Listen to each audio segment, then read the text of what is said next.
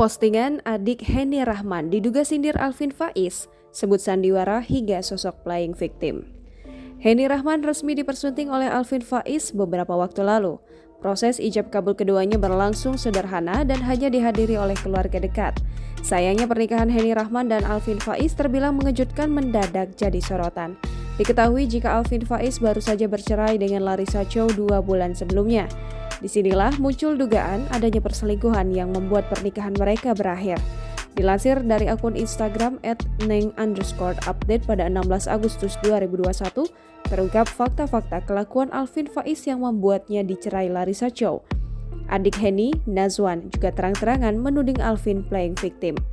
Bahkan ada dugaan Henny pernah mendapat kado spesial dari Alvin jauh sebelum keduanya menikah. Fakta itu dibongkar sendiri oleh akun Instagram asisten rumah tangga Larissa Chow @timrumahcici yang juga menjadi saksi perselingkuhan Alvin. Jangan lupa subscribe, share, komen, dan like ya!